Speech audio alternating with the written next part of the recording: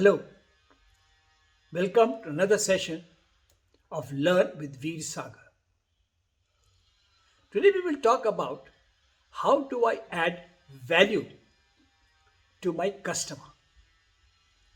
Because if you go to a customer and say, I'm here to sell you a product and sell you a service, this is what it does. You pay me and I give you the product or I give you the service as a transaction, then that is not a good idea. It does not last long. You do not become his friend. You may not get another order. You may or may not, or next time around, you stand at the same level as a new guy who is coming. But if you are able to add value to the customer, to make him grow, then that customer sees you as your friend, and next time around, he involves you in discussing, okay, look, I have this issue. What kind of a solution can you give me? And you are then in the driver's seat or in pole position when it goes in for bidding. From my experience, I will give you a couple. Now, when you say, oh, how do you add value to large organizations? Right? I mean, my first large organization was LIC, one of the most well-managed companies I have dealt with. We sold them computer systems. And LIC had a system where they allocated a region and said, this region is yours. All the computers that are required, you will keep supplying. They agree with the rate and you are responsible for that. So then we started saying, how do I get LIC to look at me for more? And for doing that, how do I make LIC better? I can't make LIC bigger. It's too big. But how can I make LIC, part of LIC with which I deal, more efficient? Now, for that, what did I have? I have that we supply to them a hardware and a software solution for what they want to do. Policies, servicing of policies. If we can do a good job, if our systems, our processes can help LIC do a good job as compared to somebody else's system or solution, then we have a better standing. And if I help, and I looked at LIC not as a company, I looked at the branches of LIC where we are dealing as the end customer.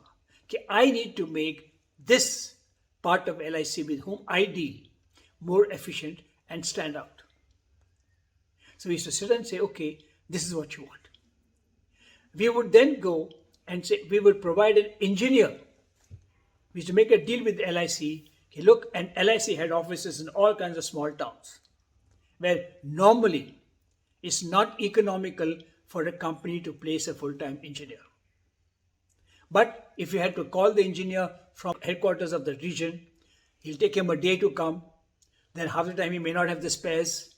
Right? So, the whole maintenance process will take a long time.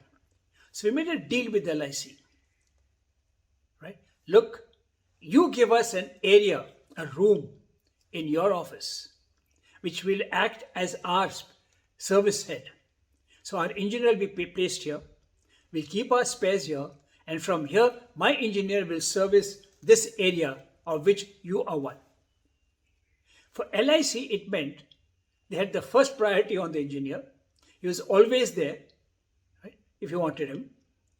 And therefore they said, great, we don't mind giving you that space, provided your engineer is sitting here. And then to that extent, because he's there, he's friendly with them, and he looks at them for providing them light and water, he gets to give them more preference and priority. So they grew and we grew. We got massive recommendations from this region, take these guys. Similarly, we had a situation with a bank, large multinational bank. Here, we used a different technique for doing the same thing, making the bank grow. We said to the bank, we will leave. These are the parts that can break down. We will leave these parts spare in your place, in your computer center. We will train your engineer how to replace these parts, full part. No maintenance, no thing. Here is a part, replace that part with this part and carry on. Then call us, we'll send an engineer to repair. But for that, your maintenance rates will go up slightly, which they were happy to pay. So they paid us, we got more support revenue, and they got tremendous 100% uptime. So that their customers were never in trouble. This was the same thing. Now, a different situation altogether. I went to a customer in the US, a lawyer, and he said, you keep meeting them and say, look, do you have any more projects which I can take? And at that time, he didn't have any project that I could take. But then I said to him, okay, but you tell me what's bugging you?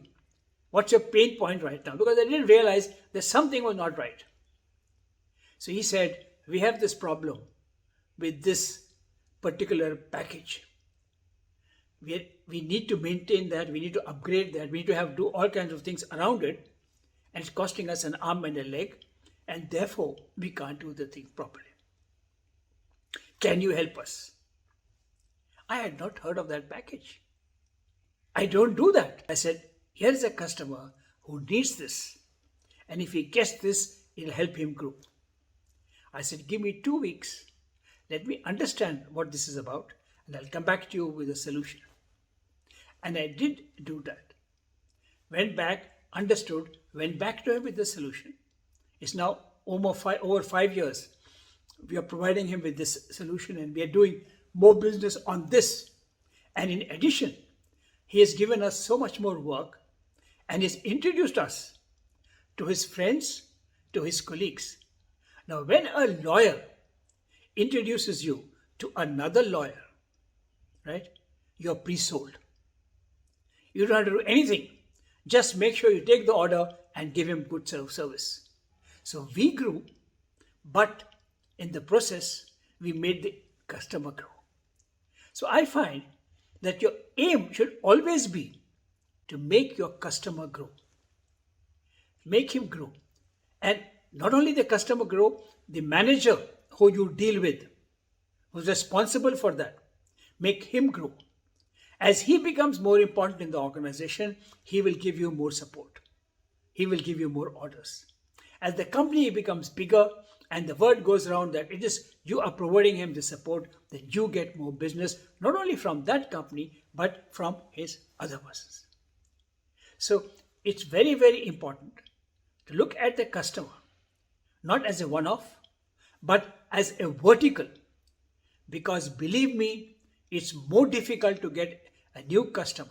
Very, very much more difficult. So when you have got a customer, respect him, love him, take care of him, and not only make him grow, and then he will make you grow.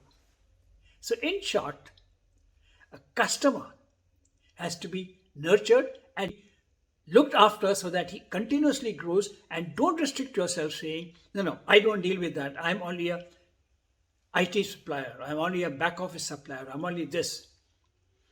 If he wants something which you don't do, it's not part of your, still go ahead and say, okay, you have this problem, I will fix it. Either directly or through somebody else. But I will fix it for you. And once that guy realizes, the customer realizes, he is my friend. So whenever you go to him, he'll try to help you. And when you go to him and say, look, I need some orders, and I have done this quite often. I need some orders, I'm in trouble, right? He will then talk to other customers. There's other incidents where I have got orders, right? I shouldn't be saying this, but I've got orders saying, give me orders, I will not deliver because I need some bank loan. And bank will only give against orders. Right? And I've got that. He says, okay, fine. He trusts you and he gives you orders. So take care of the customer, make him your vertical, make him grow, and he will make you grow with you. Till we meet again, it's Veer Sagar saying thank you very much and have a lovely day. Bye.